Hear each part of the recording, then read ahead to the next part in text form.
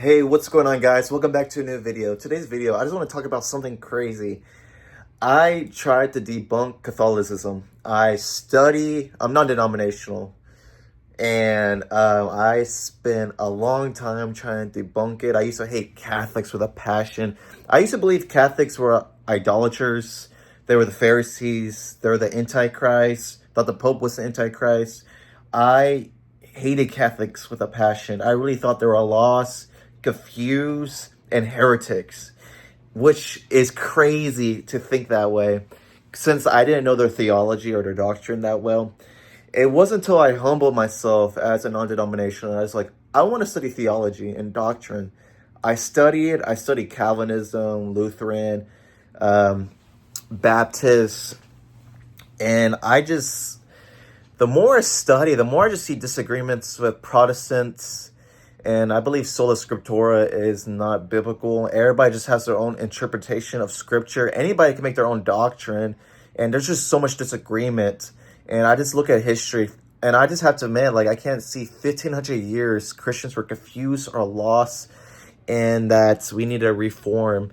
Yes, there was corruption, and the Catholic Church acknowledged that from Martin Luther's 95 Theses. He corrected it. They corrected it. Yet he still didn't believe it was, everything they were teaching was true.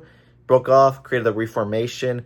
You have Luther, and then you had Calvinists and the Methodists. The Anglican Church got created, the denomination, because of one of the kings, if I'm not mistaken. For me personally, I just can't think of 1,500 years Christians were lost or like wrong about core doctrines in Christianity. I do believe in apostolic succession after studying scripture and theology and history. I tried so hard to debunk Catholicism, and I just couldn't. Personal experiences and revelations and feeling God speaking to me, I just couldn't debunk it. And by the tone of my voice, you're probably asking, is he Catholic? So I tried 3 to 4 months trying to debunk Catholicism, like actually study it. I couldn't. And I'm becoming Catholic, which is crazy because I used to hate Catholics with a passion. And I just recommend everybody to study history, study doctrine, and read in the original languages. It was really fascinating. I was like, dang, this is very detailed. It gave me headaches. There was a lot of doctrines and like things I had to let go. For example, baptism as a symbol, bread and wine is just a symbolic thing, and some other things. Personally, for me, it was sola scriptura. I just get talked to so many Christians, and they all have a different interpretation of scripture.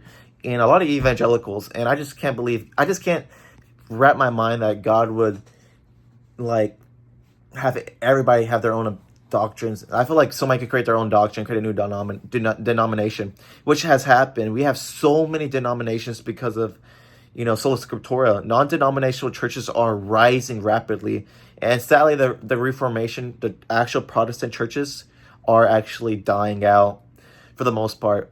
I will say this: I do respect Protestant churches like, Calvinists, Lutheran, Methodist, Presbyterian, like Baptists. I respect them. For me personally, I can't get with sola scriptura. It just makes no sense to me. I believe that we need to have sacred scripture and tradition, as it says in scripture, keep the traditions. And I just can't put my mind behind that 1,500 years Christians were lost, and like these doctrines being created. Like rapture was a doctrine created by John Nelson Darby in the 18th or 19th century. And like sola fide wasn't a thing at all for 1,500 years. Sola scriptura. I do believe in the filioque, and I just don't know. I just can't be, a Protestant anymore. I just feel like there's so many things that happened in the Reformation that was not good. Oh, and the biggest thing was the Deuteronomical canon. I just can't wrap my mind out that the original Bible, for 1,500 years, we had these, scriptures and these books in the Old Testament get removed because it was too Catholic and it was too expensive. Look at the King James original Bible. It had the Deuteronomical canon, and they removed it because it was too expensive and sounded too Catholic. It didn't fit doctrine. And for me, I was like, what? That is crazy. That was like mind-blowing to me. I believe the Denominational canon should be in the Bible. I don't believe we should touch anything with scripture. Even Martin Luther claimed, he even admitted that He wanted to remove the book of James because it didn't fit faith alone, sola fide. It actually, if I'm not mistaken, it says we're not saved by faith alone, but we're saved by also works. And I believe that was the biggest reason why he wanted to remove that. He almost draw that line, and he wanted to remove some other books because he didn't think they were authentic. Like I can't remember. There was a few other books, but he didn't remove what's it called, the Deuteronomical canon. But he didn't believe they were authoritative. I'm not gonna put my faith in Martin Luther or these men. I truly believe Christ didn't fail his church. The gates of hell didn't prevail. And reading it in the original languages actually like spoke a lot to me. I really studied it, and I really do believe that the Catholic Church is true.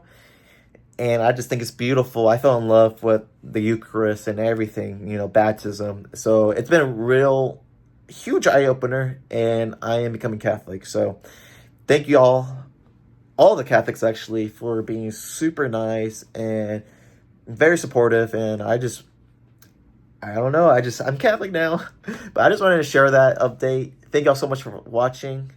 Please pray, leave a like and comment, and I'll see you on the next video. Peace out.